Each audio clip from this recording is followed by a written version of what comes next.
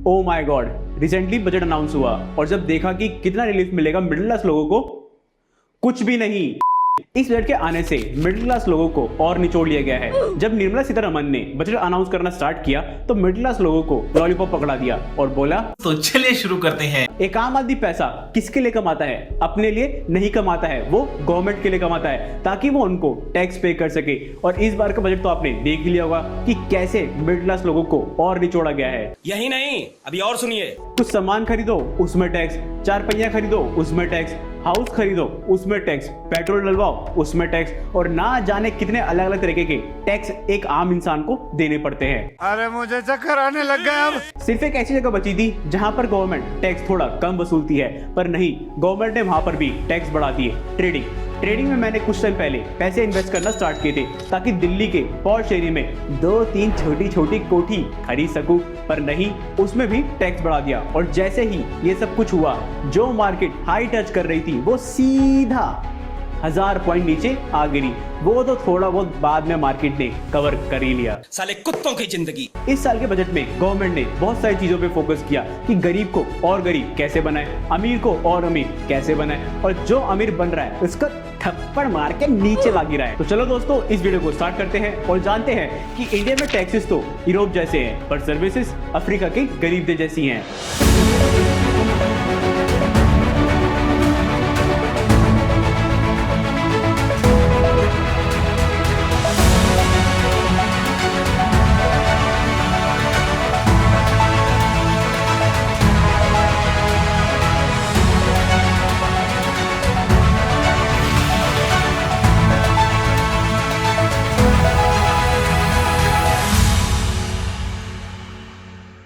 तो सबसे पहले बात करते हैं हम जैसे लोगों की, यूथ, जो कि करीब देश में 40 करोड़ ज्यादा है, जिसमें से करीब 3 से 4 करोड़ यूथ को इंटर्नशिप करने का मौका मिलेगा इंडिया की टॉप कंपनीज में, जो कि उनको हर महीने 4 से 5 हजार रुपए सैलरी भी देगी। और जो हम मिडिल क्लास सोने को तिजोरी में छुपा कर रखते हैं, उस पर भी टैक्स कम कर दिए गए हैं ताकि हम सोना बाहर से ना खरीदे, इंडिया से ही खरीदे।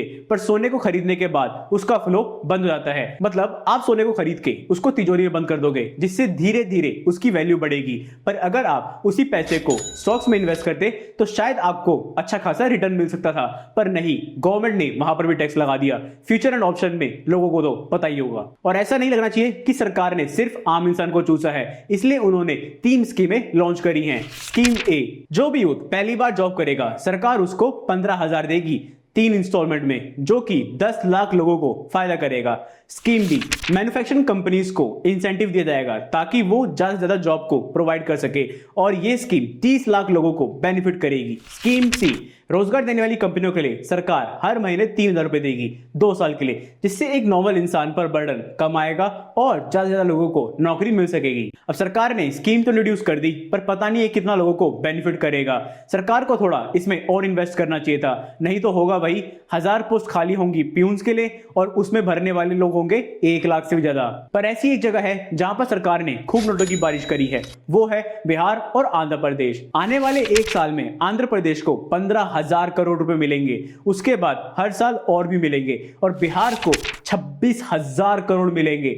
ये सारा पैसा dams, airports, highway, power plant और टूरिस्ट प्लेस में खर्च किए जाएंगे। आई होप जो सरकार हमारा पैसा इन्वेस्ट कर रही है उसका यूज सही से करे, नहीं तो होगा वही, थोड़ी सी बारिश क्या हुई, एयरपोर्ट के पिलर ही गिरने लग गए। रिसेंटली इतने सारे ट्रेन एक्सीडेंट हुए, हमारी एक गाइडेड मिसाइल फ्रिगेट समुद्र के एक झोंके से पूरी तहस नहस हो गई। और ऐसे कई सारे एग्जांपल और भी हैं जहां पर गवर्नमेंट को ज्यादा फोकस करना चाहिए। गौर देने वाली बात यह है कि बजट में काफी सारी बातें डिस्कस हुई, पर हमारे लिए सबसे ज्यादा इंपॉर्टेंट सिर्फ 2 बातें हैं कि हमारा इनकम टैक्स कितना कम हुआ और कौन सी चीज सस्ती हुई और कौन सी महंगी हुई। बात करें इनकम टैक्स के बारे में, हमारा स्टैंडर्ड डिडक्शन जो पहले 50,000 हुआ करता था, उसको बढ़ाकर 75,000 कर दिया गया है। इसके अलावा 0 से 3 लाख तक कोई भी टैक्स नहीं लगेगा, 3 से 7 लाख के बीच में 5%, 7 से 10 लाख के बीच में 10%, 10 से 12 लाख के बीच में 15%, 12 से 15 लाख के बीच में 20%, और 15 लाख से ऊपर वालों को 30% तक देना होगा। और जो भी लौंडा 50,000 से ऊपर कमाता है वो न्यू टैक्स रिजीम में हर महीने 1400 रुपए तक बचा सकता है, और स्टूडेंट लोन पर 3% की सब्सिडी देगी गवर्नमेंट। और इतने ज्यादा टैक्स पर छूट मिलने के बाद लोगों का रिएक्शन कुछ ऐसे था।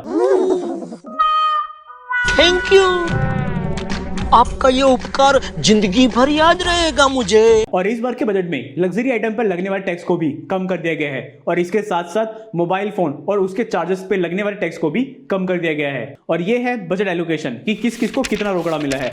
जैसे मिनिस्ट्री ऑफ डिफेंस को 6,21,000 करोड़ का बजट मिला है, रेलवे को 2.5 लाख करोड़ का बजट मिला है, होम अफेयर्स को 2,19,000 करोड़ का बजट मिला है। और ये बाकी सारे आप चेक कर सकते हो। अगर आपको इनके बारे में डिटेल में जानना है तो इसकी लिंक मैं डिस्क्रिप्शन बॉक्स में डाल दूंगा।